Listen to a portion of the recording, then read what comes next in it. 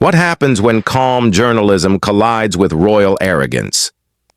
In just 15 minutes, what began as a polite conversation in a quiet, tastefully lit studio unraveled into one of the most uncomfortable interviews of the year. A televised standoff even Tucker Carlson hadn't anticipated. There was no audience, no laughter, no commercial breaks. Just two men sitting across from each other in a softly lit room, the tension between them almost visible in the air. Prince Harry had agreed to speak with Tucker to set the record straight. But from the moment the cameras rolled, it was clear this wouldn't be an ordinary sit-down. The studio was designed to look intimate. Warm light, a faintly flickering fireplace, mahogany shelves lined with framed photos and leather-bound books. Tucker sat upright, composed and attentive. Across from him, Harry leaned back, one ankle over his knee, jaw tight, gaze wandering, already impatient. "Your Royal Highness," Tucker began in his familiar, even tone. "Thank you for joining us. It's been a while since you've done a one-on-one like this. What made you decide to speak out now?" Harry gave a thin smile, the kind that never touches the eyes. "Well, Tucker," he said dryly, "maybe I just decided to waste an evening doing something beneath me." Tucker paused. A polite chuckle escaped, but there was no amusement behind it. "I see," he replied evenly. "Well, I appreciate you making the time regardless." Harry tilted his head, smirking. "Yes, I'm sure you do." The temperature in the room seemed to drop. Tucker leaned forward slightly, voice steady. "Let's start simple. You've spoken about wanting privacy, a life away from the spotlight. Yet you've written books, filmed documentaries, and sat for interviews like this. How do you reconcile those two things?" Harry sighed theatrically. "You journalists love that question, don't you? It's as if you can't imagine someone wanting to tell their own story on their own terms. Privacy doesn't mean silence, Tucker. It means boundaries, something your kind never quite understands." Tucker nodded slowly. "That's fair. But would you agree that being a public figure makes some level of scrutiny inevitable?" Harry laughed once, sharp and cold. "You're American. You wouldn't understand royalty even if it hit you in the face." The tension thickened. Tucker didn't blink. "Perhaps not," he said calmly, "but I do understand hypocrisy." Harry's eyes narrowed. "Excuse me?" "You've accused the press of exploitation," Tucker continued evenly. "But you've also made millions sharing private stories and sometimes about your own family. Some might call that a contradiction." Harry's smile returned, colder this time. "And some might say American journalists make careers pretending to care about truth. Look at you, Tucker, sitting there in your designer suit pretending to be a man of the people." Tucker's lips tightened, but his tone remained unshaken. "Interesting point. Do you feel being misunderstood gives you license to be dismissive?" Harry smirked. "No. It gives me license to be honest, something your profession rarely attempts." For a few moments, the only sound was the low hum of studio lights. The crew shifted uneasily behind the cameras. Tucker lowered his pen. "All right," he said softly. "Let's talk about your book. You shared private conversations, personal arguments. Do you think that was fair to those involved?" Harry leaned forward, voice dripping with disdain. "Fair? You Americans love that word. Fair is for playgrounds and courtrooms. I told my truth. If people can't handle it, maybe they should have treated me better." Tucker watched him for a long second, then said quietly, "You know, I've interviewed presidents, soldiers, even dictators. Most were defensive. But you're the first who seems proud of being offended." Harry's jaw tightened. "And you're the first journalist I've met who mistakes arrogance for curiosity." Tucker smiled faintly. "Our first disagreement of the evening, then." Harry shrugged. "Oh, I doubt it'll be the last." The silence that followed was sharp enough to cut through. Tucker turned a page in his notes but didn't look down. "Let's talk about responsibility," he continued smoothly. You've spoken passionately about mental health and breaking cycles of trauma. Admirable goals. But critics say your public airing of family disputes has opened new wounds rather than healing old ones. How do you respond? Harry rolled his eyes. Critics? You mean tabloids with microphones? I don't respond to bottom feeders. Tucker raised an eyebrow. You're speaking to one right now, aren't you? Harry hesitated, caught off guard for half a second. Then, coolly, I said what I said. Tucker placed his pen down, calm as ever. This interview, he said, was meant to give you a chance to share your side, in your own words. But so far, all we've heard are insults. The silence that followed was heavier than any question could have been. Maybe your questions deserve them, Harry replied coolly. The corner of Tucker's mouth twitched, not quite a smile, not quite a frown. Well, he said softly, I suppose we'll see if the viewers agree. Harry smirked, mistaking Tucker's restraint for weakness, that smug, triumphant kind of smile that said he thought he'd already won.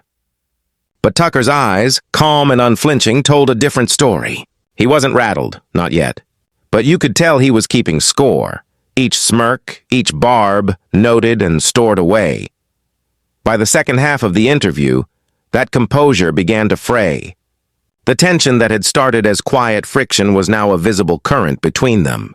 You could feel it in the pauses, those long, deliberate silences where neither man blinked first. The crew behind the cameras barely breathed. Tucker sat upright, every inch the professional, his pen tapping softly against his notepad, the only sign of his contained frustration. Across from him, Prince Harry lounged comfortably, too comfortably, one leg crossed over the other, wearing the self-assured ease of someone who believed he was untouchable. Tucker leaned forward slightly. Let's talk about your time in California. You've said it's given you peace, a chance to start over. Do you think distance from the UK helped you gain perspective? Harry chuckled under his breath. Perspective? Oh, Tucker, I didn't need to cross an ocean for perspective. I needed to escape the parasites with microphones and cameras. Tucker's eyes flicked up. That's a strong word, is it? Harry said, feigning surprise. Because that's exactly what the media is, parasites. They feed, they twist, they drain, and then they call it journalism. And now, apparently, they invite me to talk about healing while they sharpen their knives. Tucker didn't react. He simply crossed one leg over the other, voice quiet but pointed. You know, for someone who despises the media, you spend a remarkable amount of time talking to them. Harry smirked. I talk when I choose to, yet on my terms. Not on the terms of people who twist every word I say for clicks and outrage. That's interesting, Tucker said, his tone even. Because you came here willingly, and yet you act like this is an ambush. Harry raised his eyebrows. Well, you're Tucker Carlson, aren't you? Ambush journalism is practically your brand. The words landed like a slap. But Tucker didn't flinch. He just smiled, a small measured curve of the mouth more dangerous than kind. If you really believed that, he said quietly, you wouldn't have accepted the invitation. Harry leaned forward, voice sharpening. Maybe I came here to see what it's like being interrogated by America's most overrated commentator. The crew shifted. Someone coughed nervously. Tucker's expression didn't change. And maybe, he said evenly, you came because deep down, you crave the attention of the very machine you claim to despise. For the first time, Harry hesitated. Just a flicker, but the cameras caught it. His eyes narrowed, his jaw tightening. That's ridiculous, he snapped. You think you know me? You don't know anything about what I've lived through. Tucker's voice softened slightly, though his gaze never wavered. Then help us understand. You've spoken about trauma, about feeling trapped in the royal system. But some would say you've traded one kind of spotlight for another, one where you control the lighting. Harry gave a short, humorless laugh. You think I enjoy this? Sitting here answering the same tired questions from men who've never lived under the kind of pressure I was born into? I think you enjoy control, Tucker said calmly. And I think when you lose it, you get angry. Harry's jaw flexed. You really should try another profession, Tucker. Psychology clearly isn't your strength. I don't need a degree. Tucker replied smoothly. Just memory. You've spent a decade criticizing the press for exploiting you, but you seem perfectly fine profiting from it when it suits you. Harry leaned back, crossing his arms, voice cutting. Oh, come on. Don't pretend you care about moral consistency. You thrive on conflict. You need people like me to stay relevant. And you, Tucker countered softly, seem to need interviews like this to remind people that you are. The silence that followed was deafening. Even the hum of the studio lights seemed to fade, leaving nothing but the crackling tension between two men, one composed, one cornered, both unwilling to blink. Harry gave a tight, humorless smile. You think you're clever, don't you? I think I'm doing my job, Tucker replied evenly. Harry exhaled through his nose, eyes narrowing. Your job is to provoke. You're not interested in truth. You're interested in humiliation. That's what people like you do best. I ask questions, Tucker said, unflinching. You don't like them, so you call it humiliation. Harry's tone rose, sharper now, frustration breaking through his composure. You're twisting my words, and you know it. That's why interviews like this are pointless. You think you can win by being smug. Tucker stayed perfectly calm. And you think you can win by playing the victim. Harry suddenly stood, pacing a few steps in front of his chair. I'm not playing anything, he snapped. You think this is some game, don't you? The clever American dismantling the poor royal's ego. I don't think that, Tucker said quietly. But I do think you've confused accountability with persecution. Harry turned sharply. Accountability? His voice rose. You're talking to me about accountability? You, sitting in your cushy studio empire lecturing me about privilege? Tucker tilted his head slightly, voice calm but firm. Yes, because it seems you believe your privilege exempts you from respect. For a long, tense moment, Harry said nothing. His breathing was heavier now, eyes locked on Tucker in silent fury. Tucker leaned back in his chair. You wanted to tell your story, he said softly, but so far all you've done is attack anyone who asks you to explain it. Harry's lips twisted into a sneer. Maybe that's because most people don't deserve my explanations. There it was, the arrogance, naked and unfiltered. Tucker gave a small nod, almost to himself. Well, he said after a pause, that's certainly one way to look at it. Harry smirked, mistaking restraint for retreat. You see, Tucker, the difference between you and me is that I don't need people to like me. Tucker's eyes met his, steady and unwavering. No, he said quietly. But you desperately need them to listen. The temperature in the room seemed to drop 10 degrees. The cameras were still rolling, but everyone could feel the shift, that heavy stillness right before something breaks. Tucker's voice remained smooth, professional, but his eyes had sharpened. His patience was thinning, and Harry seemed intent on pushing until it snapped. Harry leaned back again, tone dripping with mockery. You know, Tucker, you keep asking these self-righteous little questions, like you're the conscience of the world. But you're just another media man chasing ratings. Be honest with yourself for once. Tucker's expression didn't change. He kept his gaze fixed on Harry, chin tilted slightly downward, the calm authority of someone who'd faced 100 difficult guests, but none quite this entitled. Ratings don't excuse behavior, Tucker said quietly. Neither does privilege. I'm just giving you the chance to clarify what you believe. Harry gave a soft, disdainful laugh. Oh, please. You think this is about beliefs? You think I came here to be cross-examined by a man who built his career on outrage? I came because my team thought it would be amusing. The words landed like a punch. Even the sound technician winced. Tucker only leaned forward, resting his elbows on his knees. Amusing, he repeated. So you're saying this entire conversation, your opportunity to explain yourself to millions of people, is just a joke to you? Harry smirked lazily, eyes half-lidded with boredom. Well, I assumed you'd have the decency to ask intelligent questions. I see I was mistaken. For a moment, Tucker just stared at him. Not angrily, but with that unnerving still silence that always comes before a storm. Then, finally, he smiled. Let's try an intelligent one, then, he said, voice smooth as glass. What responsibility do you take for the damage you've caused to your own family's reputation? Harry's posture stiffened. Excuse me? You've accused them publicly of racism, manipulation, neglect, Tucker continued evenly. Do you believe those accusations brought understanding, or just more division? Harry laughed, sharp and incredulous. You really think I'm the problem here? You're unbelievable. Do you have any idea what I've lived through? The trauma? The constant invasion? Tucker nodded once. Yes, and I've acknowledged that. But it's also fair to ask if turning those grievances into content, books, interviews, documentaries, undermines your own message. Harry's face darkened. Profit? You think I did this for money? That's absurd. You've made millions, Tucker said softly, from stories about your pain. Some might call that monetizing suffering. Harry leaned forward, voice low and venomous. And some might say your entire career is built on monetizing division. Don't pretend you're any better than me. I don't, Tucker replied evenly. But I also don't call it honesty when it's convenient, and hypocrisy when it's not. Harry glared at him, jaw tight, breathing shallow. You really think you can talk down to me just because you've got a microphone and an American flag behind your name? Tucker didn't blink. I think, he said quietly, that everyone in this room can see who's talking down to whom.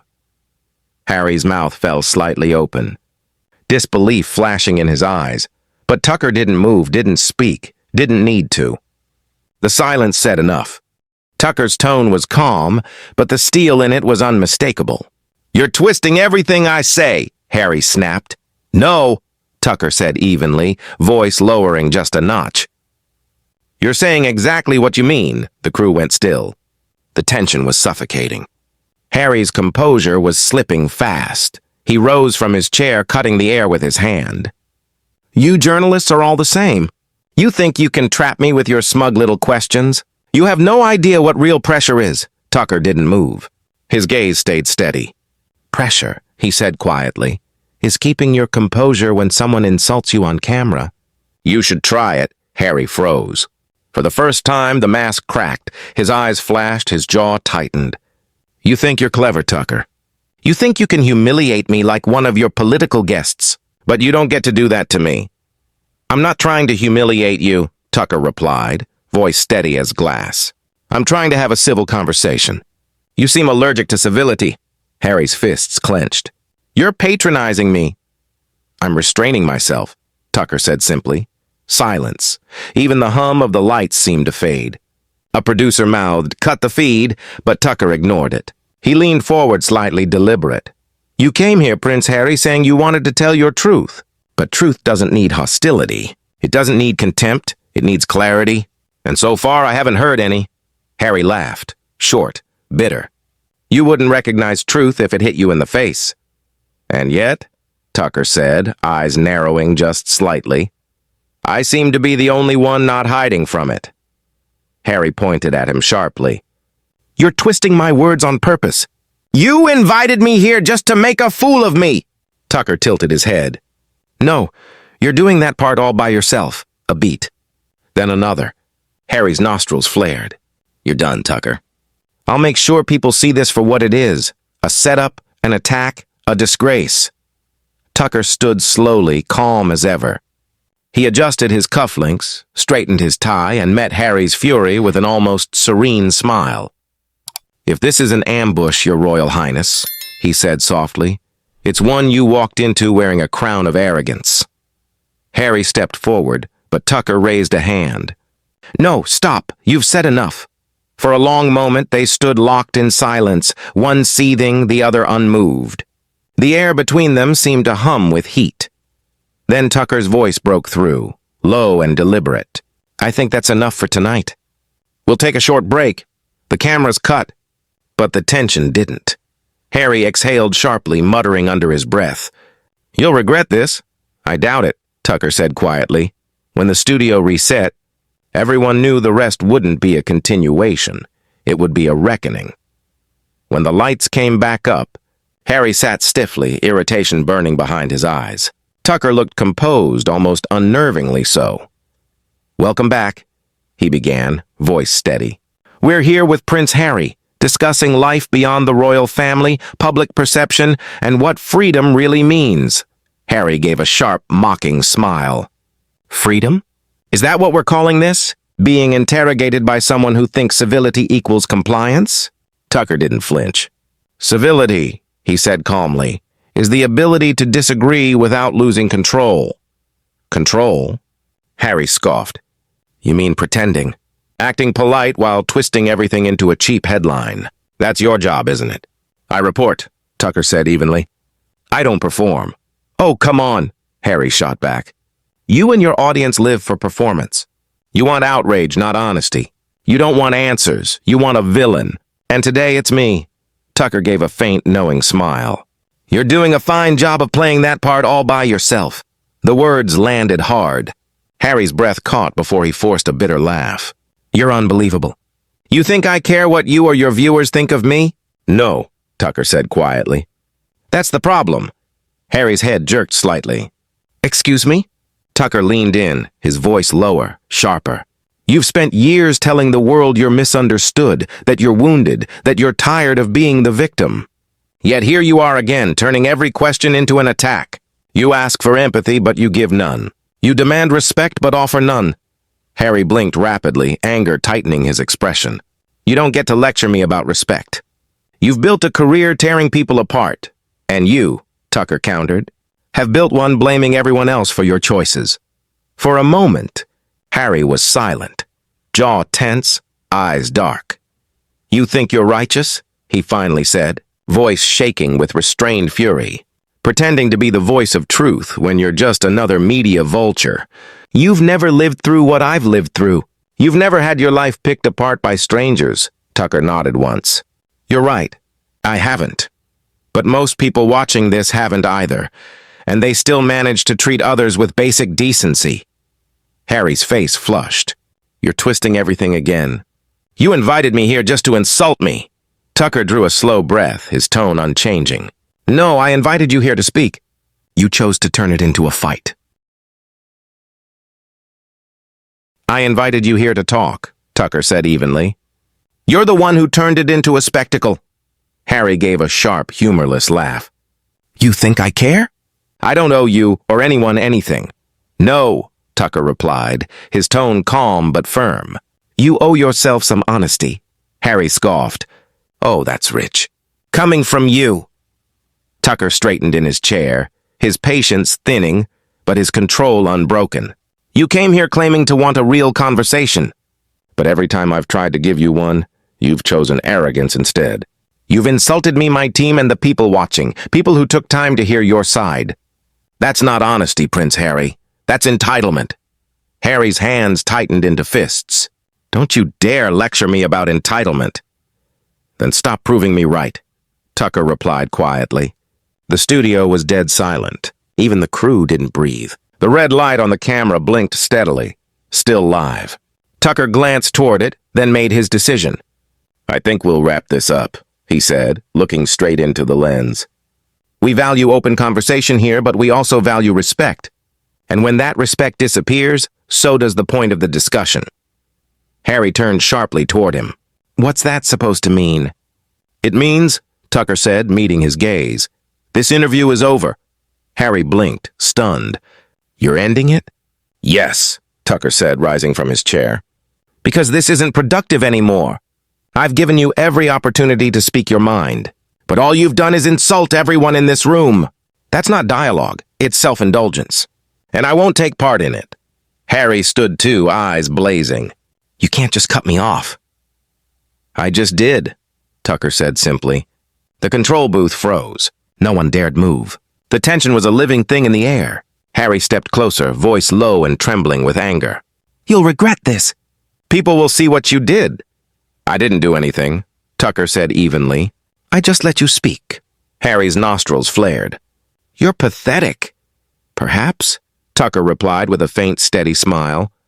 But I'm not the one walking out of another interview in anger. For a moment, Harry said nothing. Then with a sharp motion, he yanked off his microphone, the wire snapping loose. You're a disgrace, he spat, before storming off toward the exit. Tucker turned back to the camera, his composure unwavering. Good evening, he said smoothly. We'll be right back after the break. The red light faded. Silence fell heavy. The crew exhaled all at once, the release of tension almost audible. Tucker sank back into his chair, rubbing his temples before looking to the floor manager. "Cut it clean," he said quietly. "No dramatics. End it where it ends," the producer hesitated. "Tucker, that was—" "I know," he interrupted softly. "Just leave it. The footage speaks for itself." Minutes later, the studio was nearly empty. Only the low hum of cooling equipment filled the air. Tucker stood by the window, staring out at the faint reflection of city lights glimmering against the glass. Distant, indifferent. He'd done hundreds of interviews before. Politicians, CEOs, activists, even presidents. But this one felt different. This one wasn't about power or policy. It was about ego, raw and unmasked. He picked up his notepad, flipping through the questions that would never be answered. Then he closed it and murmured to no one in particular. That's what happens when power meets a mirror. In the editing room, a young assistant replayed the final minutes. The quiet resolve in Tucker's face. The storm in Harry's. It was the kind of moment television never forgets. Not because it was explosive, but because it was real. When the segment aired, it went viral within hours. The headlines wrote themselves, "Tucker ends explosive interview. Prince Harry storms out. Royal meltdown on live TV." But beneath the noise, one truth stood out. Civility had won the day. And that's where it ended. Not with a shout, but with a choice. A reminder that composure under fire speaks louder than any outburst. If you enjoyed this piece, hit like, subscribe for more dramatic interview showdowns, and tell us in the comments, whose side would you have been on?